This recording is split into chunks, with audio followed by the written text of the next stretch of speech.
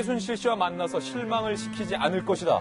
이렇게 밝혔다는데 관세청장 임명까지 최순실 씨가 좌지우지했다라는 검찰 수사 내용이 오늘 나와 있습니다. 도대체 이게 어떻게 된 일인지 인사동단 저희가 출력물로 준비를 해봤습니다. 함께 보시죠.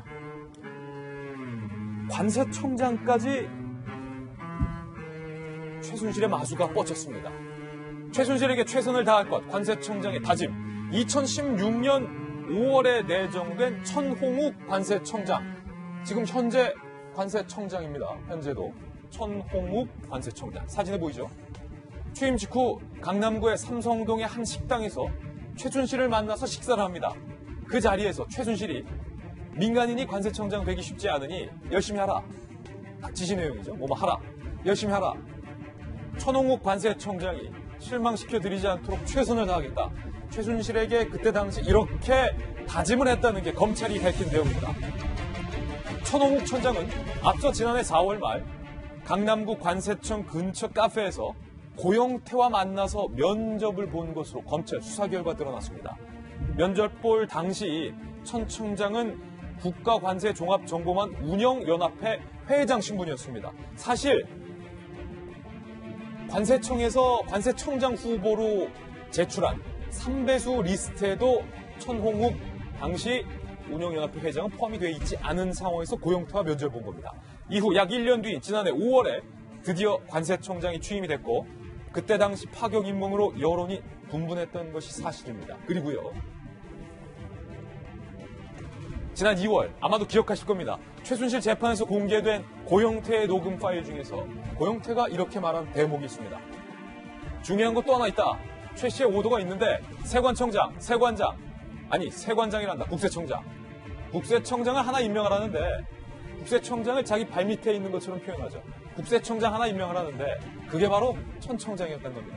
검찰은 최 씨가 박 전 대통령을 통해 관세청장 인사에 개입을 했다라고 밝혔고 천홍욱 관세청장은 이 보도에 대해서 최 씨를 만난 사실은 있지만 업무 청탁은 없었다. 하지만 최 씨를 만나서 최선을 다하겠다는 취지로 발언한 것은 사실이라고 인정을 했습니다. 김병민 박사. 네. 아니 도대체 관세청장을 임명하는데 고영태가 면접을 받고 네. 천홍욱 관세청장은 임명 직후에 최순실을 만나서 최선을 다하겠습니다. 어디서 많이 들어봤던 얘기예요, 이거? 천 청장도 이게 검찰 조사에서 시인을 어느 정도 했다고 하기 때문에 미얀마 대사 얘기죠. 이게 낯뜨거워서 예. 어디 고개를 들고 세상을 걸어다닐 수 있을까라는 생각이 드는데요. 고영태 씨 녹음 파일을 보면 알겠지만 국세청장 하나 임명, 아니 세관장 막 이런 얘기를 하잖아요. 그러니까 말 그대로 세관장이 뭔지 국세청장이 뭔지 관세청장이 뭔지도 모르는 인물을 찾아가고서 면접을 보고 있었다는 겁니다. 예. 이게 말이나 되는 상황인지 좀 이해하기 어려운 거고요. 우리가 좀 주목해 봐야 되는 건 왜 국세청장도 아니고 관세청장의 자리에 최순실 씨가 그렇게 중요하게 내 사람을 심으려고 했는가에 대해서 우리가 의구심을 가질 수밖에 없는 거거든요. 그러게요.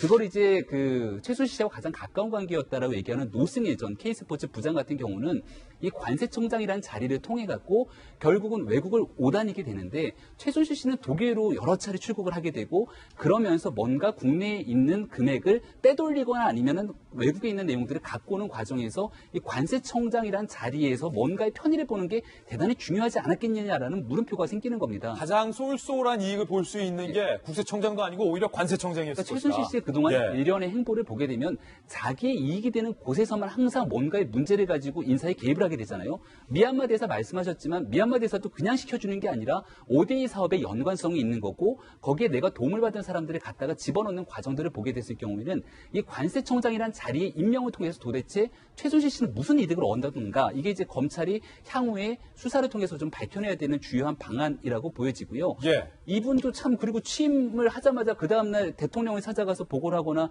정부를 위해서 충성을 하겠다라고 하는 나라를 위한 나름대로 메시지를 던져야 되는데 최순실 씨를 강남 모처의 식당에서 만나서 실명시켜드리지 않도록 최선의 노력을 다하겠다 뭐 이런 얘기를 한 것으로 보이는데요.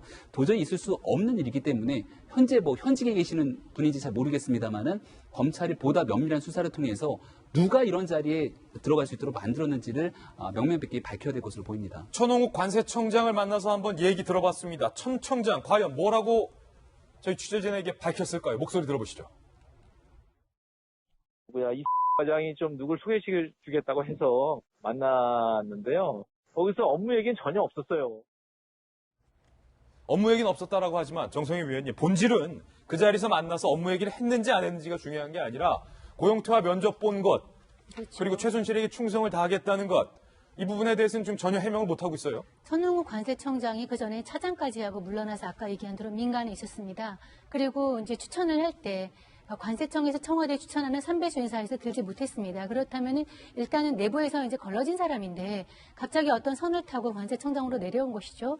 그러니까 본인은 이제 관세청의 어떤 직원의 사무관의 도움으로 최순실을 알게 됐고, 그래서 도움을 줬다는 것 이후로 한 4월 있다가 가서 이제 인사를 한 정도고 청탁을 받은 바는 없다고 그랬는데, 일단은 최순실의 힘으로 된 거는 이제 부인할 수 없는 거죠. 예. 그래서 최순실이 어떤 KT의 이제 민간 그룹의 자기나 은행이나 이런 쪽에 자기 사람을 채운 거 말고 공직으로만 하더라도 차은택, 그다음에 송성각 콘텐츠진흥원 원장, 그다음에 유재경 미얀마 대사, 또 새로 이제 드러난 인물까지 4명이나 됩니다. 관세청장 같은 경우는 굉장히 막강한 권한을 가지고 있는 자리인데 아까 말한 대로 본인이 어떤 돈을 가지고 공항을 드러낼 때 편의를 이제 보기 위한 그런 목적이 있었던 것 같아요.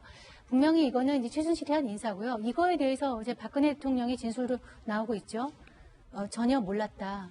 놀랍다. 본인이 이제 놀라고 있는 반응인데 이해할 수 없죠. 왜냐하면 최순실이 임명한 건 아니고 대통령이 임명한 건데 최순실이 이 사람이 좋다고 대통령한테 얘기를 했겠죠.